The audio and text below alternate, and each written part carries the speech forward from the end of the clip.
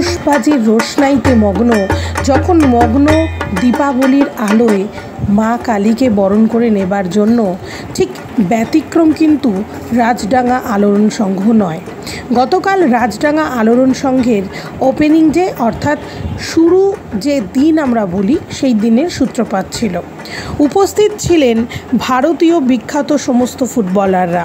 উপস্থিত ছিল অ্যালবিটো ডিকুনহা, রহিম নবী, সুলেমান ও মুসা থেকে শুরু করে আমাদের 108 নম্বর ওয়ার্ডের পৌরপিতা সুশান্ত কুমার ঘোষ সহ একাধিক ব্যক্তিত্বরা। দিনটা একটা দারুণ করে আমরা এনজয় করেছিলাম। হাই কলকাতা 24x7 তরফ থেকে তাই তাদের হাতে পুরস্কার দিতেও ভুল করলাম না। রাজডাঙ্গা আলোড়ন সংঘ প্রতিবারের মতো এবারেও এক নতুনত্ব, এক চমকের আয়োজন করেছে আপনাদের জন্য। আপনারা আসুন এবং উপভোগ করুন এই ক্লাবের কালী পুজোকে।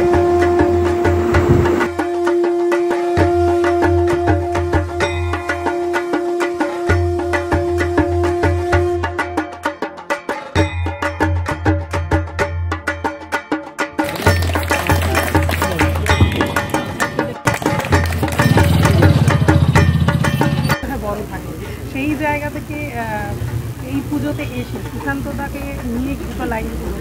এবার সুশান্তদাকে নিয়ে আলাদাভাবে কিছু বলার নেই। উনি প্লেয়ারদেরকে নিয়ে এমনি ভালোবাসে আর প্লেয়ারদেরকে নিয়েই থাকতে ভালোবাসে।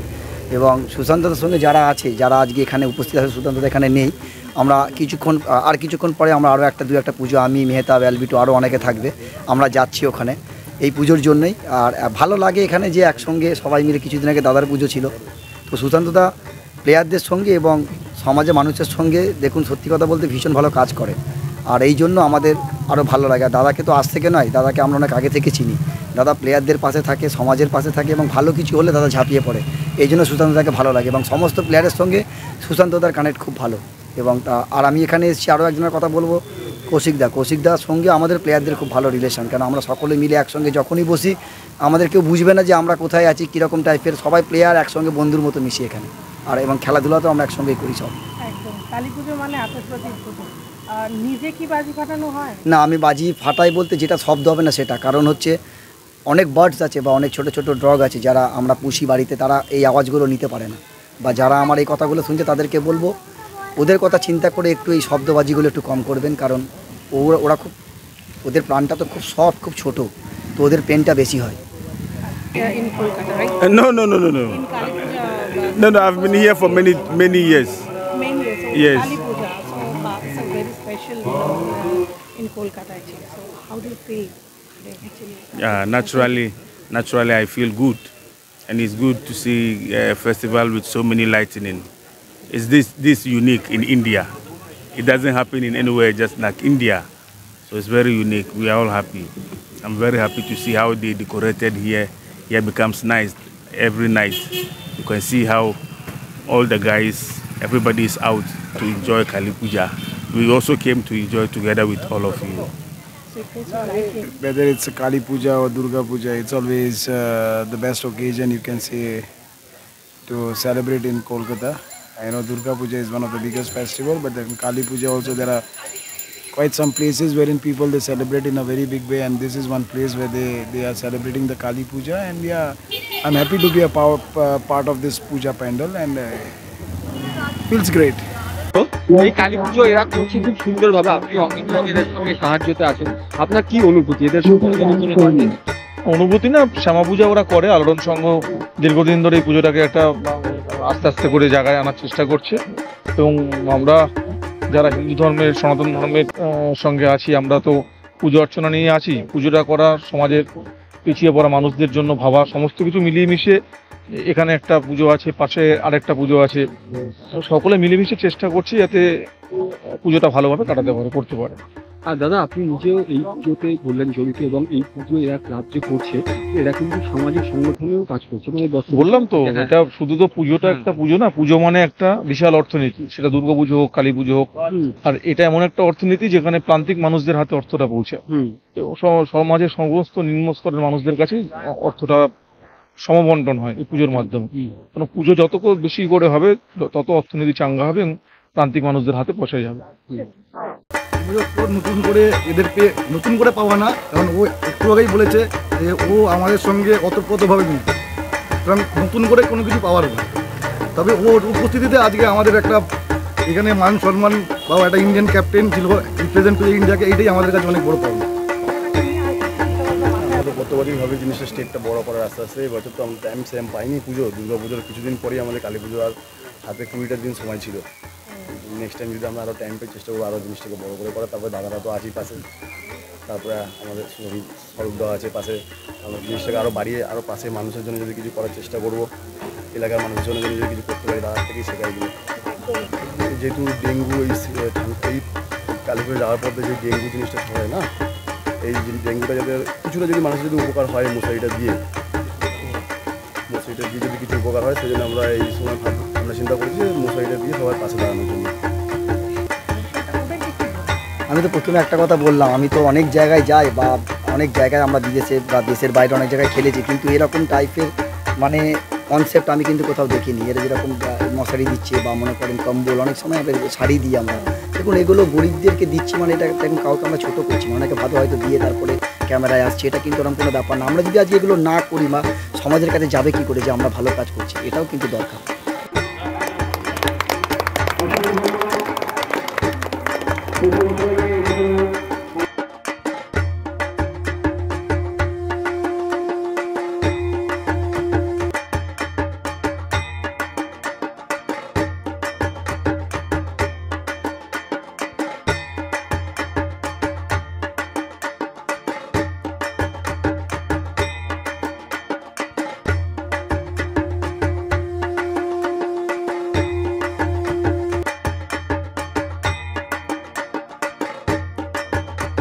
কালী পুজোর রাত মানেই কিন্তু আমরা জানি যে রোশনাইয়ের রাত। আমি আশেপাশে কিন্তু সত্যি চারিদিকে আলোর রোশনাই। গতকাল ধনতেরাস গিয়েছে, আজকে কিন্তু চারিদিকে, গতকালেও হয়েছে অনেক জায়গায় ওপেনিং চলেছে, আজকেও কিন্তু ওপেনিং পর্ব চলছে। তো এইভাবে গুটি গুটি পায়ে গতকাল প্রচুর পুজো আমরা কভার করেছি। আজকে একটা স্পেশাল পুজো আমার কাছে অন্তত, কারণ প্রতি বছর এই যে পুজোটা, নামটা পরে আমি রিভিল করছি। প্রথমে বলবো যে এই যেখানে আমি দাঁড়িয়ে রয়েছি সেটা হচ্ছে সাউথ কলকাতার যেটা 107 নম্বর ওয়ার্ড রাজডাঙ্গা আলোড়ন সংঘের পুজো। প্রত্যেক বছর কিন্তু আমি ভাইদের সঙ্গে এভাবেই দেখা করি, আসি, এবং আমার তরফ থেকে, আমাদের চ্যানেলের তরফ থেকে, হাই কলকাতা 24x7-এর তরফ থেকে যতটুকু সম্ভব প্রাইজ দিই। তার কারণ একটাই, পুরস্কার পেতে কার না ভালো লাগে। পুরস্কার সবসময় ওরা দেয়, কোনো না কোনো ক্ষেত্রে মানুষকে একসঙ্গে করে নিয়ে চলার নামই বোধ হয় রাজডাঙ্গা আলোড়ন সংঘ ক্লাব। তো ঠিক সেইভাবে আমাদেরও পুরস্কার দিতে কখনো কখনো ভালো লাগে, আর সেই ভালো লাগার থেকেই বন্ধুত্ব, আর বন্ধুত্বটা গড়াতে গড়াতে 2024-এর এই কালী পুজোর ঠিক একদম সুন্দর একটা লগ্নে আমরা দাঁড়িয়ে রয়েছি। আজকেও কিন্তু তার ব্যতিক্রম নয়, আমরা আমাদের তরফ থেকে পুরস্কার তুলে দেওয়ার জন্যই দাঁড়িয়ে রয়েছি। পেছনে বলবো একবার একটু কালী ঠাকুর দেখিয়ে দিতে, খুব সুন্দর, ছোট্টর মধ্যে এত সুন্দর গুছিয়ে একটা ক্লাব কালচার, অথচ পাড়ার মধ্যে এত সুন্দর পুজো ভাইয়েরা তৈরি করে, মানে ভাইয়েরা মণ্ডপ থেকে শুরু করে মাতৃ প্রতিমা এত সুন্দর করে, যেটা কিন্তু বলাই বাহুল্য যে পুরস্কার কিন্তু এরা পেতেই পারে। সামনে মায়েরা রয়েছে, পরপর দিদিরা রয়েছে, বৌদিরা রয়েছে সাদা শাড়ি পরে, একটা অদ্ভুত একটা আবহ তৈরি হয়েছে। আমি বলবো এই পাশটা একটু একটু ঘুরিয়ে দেখাও ক্যামেরাটা, তাহলে বুঝতে পারবে যে কত সুন্দর লাগছে। আমি জানি না এটা কেন, আমি জিজ্ঞেস তো অবশ্যই করব, কিন্তু তারও আগে আমি বলবো সামনে কালো চুড়িদার পরে এই জায়গাটাও একটা গ্রুপ, অদ্ভুত একটা কম্বিনেশন, সাদা আর কালো। কালো কেন, দীপাবলি বলে? না, ওরকম কিছু না, এমনি ভালো লাগলো, আমরা দুজনে ডিসকাস করে পড়লাম যে চল কালো একটা কিছু কুর্তি পরি। শাড়িটা পরলাম না, কারণ তাড়াহুড়ো একটু ছিল, সেই জন্য আর শাড়িটা পরি। আচ্ছা, কোনো স্পেসিফিক কোনো কারণ নয়, কিন্তু অদ্ভুতভাবে সেটাই একটা স্পেসিফিক কারণ হয়ে উঠেছে। পাশে আরেক বোনকে আমি দেখতে পাচ্ছি, ওকে ক্লাব মেম্বার, নামটা বলো তো? সুপর্ণা সাউ। সুপর্ণা সাউ আমার এক ভাইয়েরই মানে বউ ও স্ত্রী আর কি। তো সেই সূত্র ধরে আমার মনে হয় তুমিও তাই। হ্যাঁ, সবাই ক্লাবেরই মেম্বার, সবাই প্রত্যেকেই কিন্তু এই ক্লাবের সঙ্গে ওতপ্রোতভাবে জড়িত রয়েছে। পেছনে যে দিদিরা রয়েছেন তাদের সঙ্গে একটু কথা বলে নেব, তারপর চলে যাব প্রাইজ ডিস্ট্রিবিউশনে। হ্যাঁ, আমরা সাদাটা পরেছি, আমরা শুভ মনে করি। হ্যাঁ, সাদার উপরে আমরা মায়ের একটা আবির্ভাব থাকে, সাদা শুভ, এটাই নিয়ে আমরা পবিত্রতার প্রতীক। সাদা হচ্ছে পবিত্রতার প্রতীক। তা আমরা পবিত্র মন নিয়ে মাকে আহ্বান করি, সেই কারণেই আমরা সাদাটাকে বেছে নিই। তো সাদা তো বুঝলাম, কিন্তু সাদার সঙ্গে আমরা নরমালি জানি লাল ব্লাউজ চলে, চেঞ্জ করে আমরা পিঙ্ক কালারের ব্লাউজ, এটা আমরা নিজেদের মধ্যে একটা করেছি। হ্যাঁ, আমি সেটাই বললাম আমাদের এরকম একটা। হ্যাঁ, আচ্ছা বেশ, এটা একটা ভালো, পেছনে যাও ইমা, এটা একটা খুব ভালো কথা দিদি বললেন যে এটা স্পেসিফিক্যালি আলোড়নের জন্য করা, যে সাদার সঙ্গে কম্বিনেশনটা চেঞ্জ করা। সাদা লাল কম্বিনেশন তো চলে, কিন্তু আলোড়ন সংঘর নামটা যখন উঠে আসে কিন্তু স্পেসিফিক কালার চেঞ্জের ব্যাপারও চলে আসে, যার জন্য সাদার সঙ্গে গোলাপি খুব সুন্দর লাগলো। এপাশেও দিদিদের একটু বলবো, একটু দেখিয়ে দিতে একটু গোল করে। হাই কলকাতা 24x7-এর তরফ থেকে আমাকে প্রথমেই যেটা করতে হয়, ওরা কিন্তু সবাইকে বরণ করে, আহ্বান করে নিজেদের কাছে করে নেওয়ার জন্য, মূলত এটা তাই প্রথা। তো আমাদের কাছ থেকে এটা একটু অন্যরকমভাবে হোক না, আমি ওদের প্রত্যেককে আমি এই ভালোবাসার বন্ধনে আমাদের বেঁধে রাখতে চাই বলে এটা ওদের উত্তরীয়টা আমি প্রথমেই পড়িয়ে দিলাম। এসো তিনজনই এসো।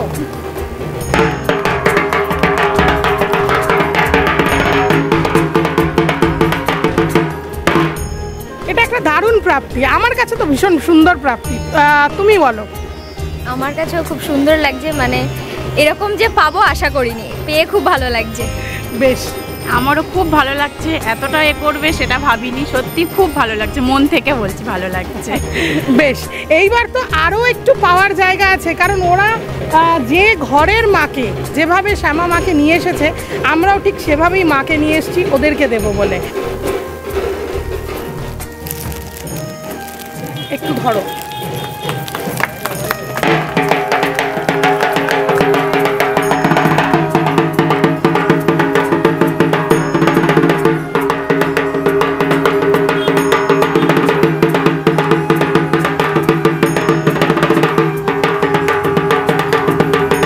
পেছনে মা রয়েছেন এবং আমার মনে হয়েছে এবার হাই কলকাতা 24x7-এর তরফ থেকে আরেকটা মা তাদের দেওয়া যাক। আমি জানি না এই মা কোথায় স্থান পাবে, হয় ক্লাব চত্বরে কিংবা হয়তো ভাইদের কারো বাড়িতে, কিন্তু আমার মনে হয় পছন্দ হয়েছে, কারণ মায়ের দিনে মায়ের খুব সুন্দর হয়েছে, খুব পছন্দ। বেশ, একটা ছোট গিফট আছে, এই গিফটটাও আমি তুলে দেবো কিন্তু আমাদের হাই কলকাতা 24x7-এর তরফ থেকে বোনেদের হাতে।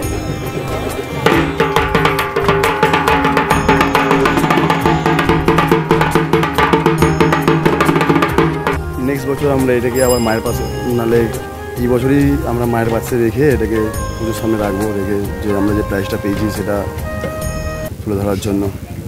এর থেকে আমার মনে হয় আমাদের চ্যানেলের আর বড় প্রাপ্তি কিছু হয় না, কারণ মায়ের পাশে বসে পূজিত হবেন, আমার মনে হয় না আমাদের ওপরে সত্যি ভগবান আছে বলেন বোধহয় এটা সম্ভব। আর ভাইকে অসংখ্য ধন্যবাদ।